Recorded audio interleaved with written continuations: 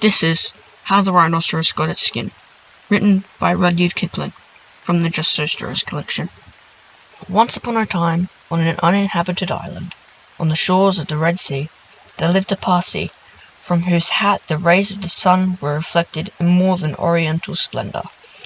And the Parsi lived by the Red Sea with nothing but his hat and his knife and a cooking stove of the kind that you must particularly never touch.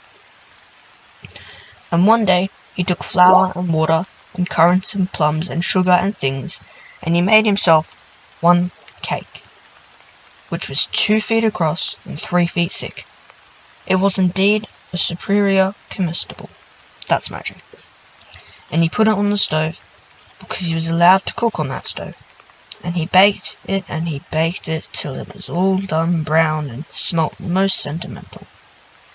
But just as he was going to eat it, there came down the beach from the altogether uninhabited interior one rhinoceros with a horn on his nose, 2 piggy eyes, and few manners. In those days the rhinoceros's skin was fitted him quite tight. There were no wrinkles in it anywhere. He looked exactly like Noah's Ark rhinoceros, but of course much bigger. All the same, he had no manners then, and he has no manners now, and he will never have any manners. He said, "How?" And the Parsi left that cake and climbed to the top of a palm tree with nothing on but his hat, from which the rays of the sun were reflected in more than oriental splendor. And the rhinoceros upset the oil stove with his nose, and the cake rolled on the sand, and he spiked that cake with the horn of his nose, and he ate it, and he went away, waving his tail, to the desolate and exclusively uninhabited interior which abuts on the islands of Mazanderan, Socotra, and the promontories of the larger equinox. Then the Parsi came down from his palm tree and put the stove on its legs and recited the following sloka, which, as you have not heard, I will now proceed to relate. Them that takes cakes which the Parsi man bakes makes dreadful mistakes. And there was a great deal more in that than you could think, because 5 weeks later there was a heat wave in the Red Sea, and everybody took off all the clothes they had. The Parsi took off his hat, but the rhinoceros took off its skin and carried it over its shoulder, and it came down to the beach to bathe. In those days it buttoned underneath with 3 buttons and looked like a waterproof. He said nothing whatever about the Parsi's cake, because he had eaten it all, and he never had any manners then, since or henceforward. He waddled straight into the water and blew bubbles through his nose, leaving his skin on the beach.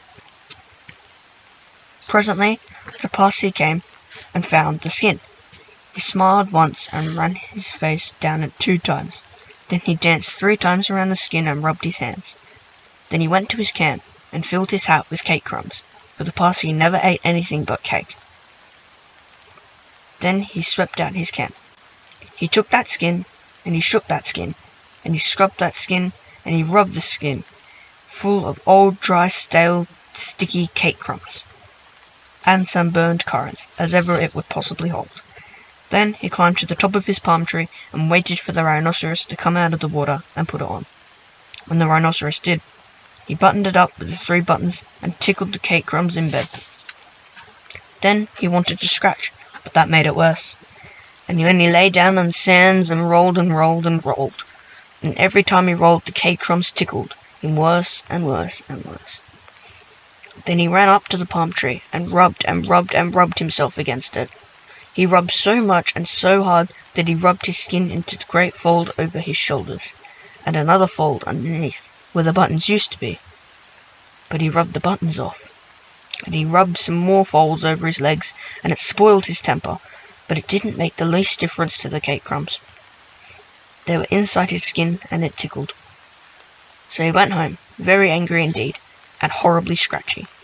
And from that day to this, every rhinoceros has great faults of skin, and a very bad temper, all on account of the cake crumbs inside. But the Parsi came down from his palm tree, wearing his hat, from which the rays of the sun were reflected in more than oriental splendor, packed up his cooking stove, and went away in the direction of Orotavo, Amygdala, and upland meadows of Antananarivo, and the marshes of Sonaput. This uninhabited island is the Cape of Gardifu, by the beaches of Socotra and the pink Arabian Sea.